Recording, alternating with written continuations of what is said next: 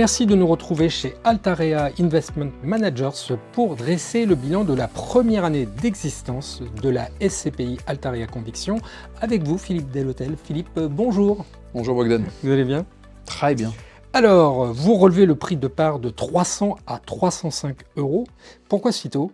Quand vous réfléchissez à l'éventualité de bouger un prix de part, quand vous êtes une société de gestion, normalement, il n'y a pas de notion de temps minimum. Il n'y a pas de trop tôt, trop tard. Et ça doit être, je crois, un raisonnement qui est uniquement immobilier. On en a sous le pied en matière d'expertise, clairement. Quand on a conduit les expertises de mi-année 2024, ça nous livrait à peu près 7% de progression des expertises.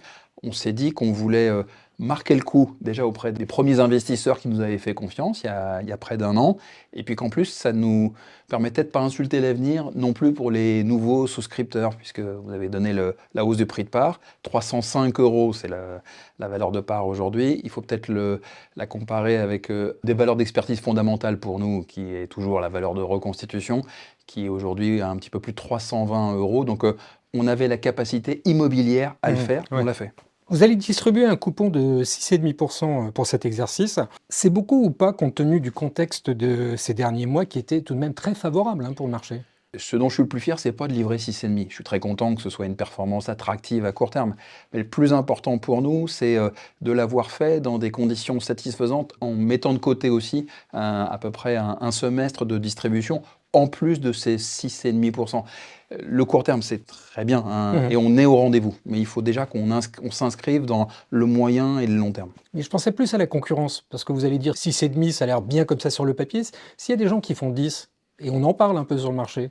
Ce n'est pas du tout mon sujet. Tout simplement parce que ce que vont attendre, je crois, nos distributeurs et à la fin nos clients finaux, c'est qu'on soit en phase avec ce qu'on avait dit au démarrage. Il y a près d'un an, j'avais dit on veut livrer une chose qui soit la plus régulière possible en matière de taux de distribution, sans rien céder sur la sélectivité des investissements qu'on a réalisés. Et donc, surtout pas faire, vous voyez Bogdan, de coups d'accordéon en matière de distribution, très haut puis ensuite redescendre de plusieurs étages. Non, on voulait rester stable, constituer des réserves, générer une décote. Là, les conditions à l'investissement nous le permettent, donc je ne change rien à la stratégie qu'on avait dite il y a un an. En relevant le prix de part de la SCPI, vous bridez un petit peu le coupon, non? Alors, heureusement que non. C'est-à-dire que non seulement on hausse le prix de part, on augmente le prix de part, vous venez de le dire, mais on a aussi...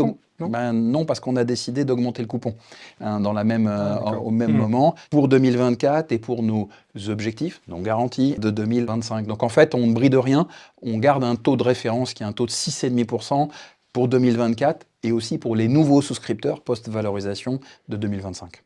Est-ce que cette perte ne s'explique pas tout simplement par un encours encore très modeste? Non, moi je pense que non. La performance, elle s'explique... Pourtant, on dit toujours que les véhicules légers sont favorisés.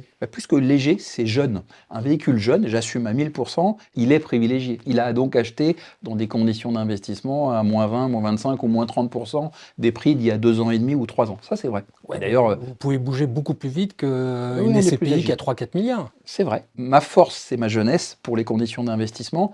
Mais ce qui est le plus dur, et moi je me suis rentré à plein là-dedans, c'est d'organiser déjà les conditions pour que cette performance, il faut qu'elle dure et qu'elle soit la plus régulière possible. Vous êtes d'accord? C'est ça qu'on attend de nous. Pour ça fait appel à d'autres qualités dans la gestion du fonds, dans la gestion des réserves, la préservation de décote entre la valeur commerciale de la SCPI et puis sa valeur d'expertise. C'est plus ça qui est important, plus que ma jeunesse ou même mon niveau d'encours.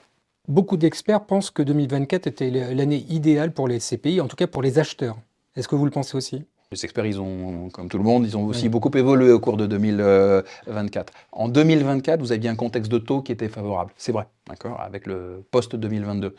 Pour 2025, il faut qu'on reste humble dans l'appréhension de ces niveaux de taux d'intérêt. Peu importe l'évolution des taux, pardon d'être un peu provocateur, mais on va très bien s'en tirer quelle que soit l'évolution des taux. Je parle des taux longs, les taux courts ils vont baisser, mais c'est pas trop un sujet pour nous gérants immobiliers, c'est plutôt les taux longs qu'on regarde. Imaginez que les taux longs montent, soyons fous. Ça nous fera des conditions à l'investissement très favorables sur ce qu'on va acheter à partir de maintenant.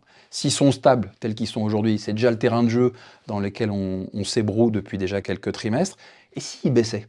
S'il baissait, ça valoriserait les actifs qu'on a déjà en portefeuille. Donc on est assez immune finalement pour traverser 2025, même avec des conditions de taux qui bougeraient un petit peu.